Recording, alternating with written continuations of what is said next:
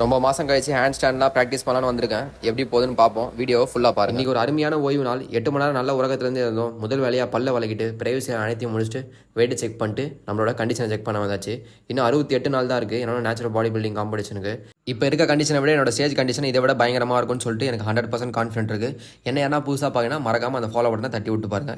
டேஸ்ட்டான oats recipe தான் பார்க்க போகிறோம். 50 கிராம் ஓட்ஸ். காலையில் ஒரு மன உடச்சலாக சம்பவம். வே ப்ரோட்டீனால காலி ஆகிட்டான். ஆல்ரெடி வாங்கி வச்சதுனால கொஞ்சம் பிரச்சனை இல்லை. மூடி தான் கொஞ்சம் தொல்லை கொடுத்துட்டான். அவனை தேடி எடுத்துட்டு செஞ்சு வச்சிருந்த ஓட்ஸில் ஒரு ஸ்கூப்பே போட்டு அழகாக மிக்சிங் பண்ணிட்டு அவனை தூக்கி ஃப்ரிட்ஜில் வச்சாச்சு. வழக்கம் போல் மனமான கருப்பு காப்பியை போட்டு 40 நிமிஷம் நடைப்பயணத்துக்கு வந்தாச்சு. இந்த நடைப்பயணத்தப்போ எதனா யூஸ்ஃபுல்லாக பண்ணணும்னு சொல்லிட்டு மனசு சொல்லிச்சு. வர வழியே தான் புரத சத்து கடை. அதனால் புரதத்தை வாங்கிட்டு வீட்டுக்கு வந்துட்டேன். வீட்டுக்கு வந்து நம்மளோட ஃபஸ்ட் மீலை ரெடி பண்ண ஸ்டார்ட் பண்ணியாச்சு. முட்டையை உடிச்சிட்டு தேவையான ஃப்ரூட்ஸ் எல்லாத்தையும் கட் பண்ணிட்டு காலையில் ரெடி பண்ணி வச்சிருந்த ஓட்ஸை ஃப்ரிட்ஜில் தூக்கிட்டு கட் பண்ண ஃப்ரூட்ஸ் எல்லாத்தையும் மேலே போடினா வேலை கதம். 7 முட்டையை உள்ள தள்ளிட்டு muscle building, fat loss, weight gain என்ன பண்ணாலும் சரி நண்பர்களே, கண்டிப்பாக இந்த ஓட்ஸ் ரெசிபியை ட்ரை பண்ணாமல் இருக்காதீங்க. சாப்பிட்டு முடிச்சது வெயிலுக்கு முன்னாடியே கடைக்கு போய்ட்டு தான் நினச்சேன். ஆனால் வெயில் பல்ல காட்டுறான்.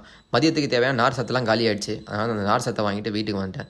வீட்டுக்கு வந்ததும் எப்பயுமே லேட்டாக பண்ணுற விஷயத்தை நீ சீக்கிரமாகவே பண்ணிட்டேன். குளிச்சு முடிச்சதும் ஸ்கின் கேர்லாம் பண்ணிவிட்டு 2 மாதமாக கேலஸ்டனிக்ஸே பண்ணல. அதனால் நீ கண்டிப்பாக பண்ணி ஆகணும்னு சொல்லிட்டு ஜிம்முக்கு வந்தாச்சு. ஜிம்முக்கு வந்து வார்ம் பண்ண வீடியோ எடுக்க மறந்துட்டேன். மசிலை பண்ண சூப்பராக போச்சு. எதிர்பார்த்த மாதிரி இல்லைனாலும் ஹேண்ட் ஸ்டாண்ட் நல்லாவே இருந்ததுன்னு நினைக்கிறேன். 2 மாதங்க அப்புறம் பண்ணுறோம். நீ சுத்தமாக வராதுன்னு நினச்சேன். ஒரு சில மூலம் பார்த்தீங்கன்னா பேசிக்ஸ் எல்லாமே சூப்பராக வந்துச்சு. பேசிக்ஸ் எல்லாத்தையும் பண்ணி முடிச்சுட்டு வீட்டுக்கு வந்தாச்சு.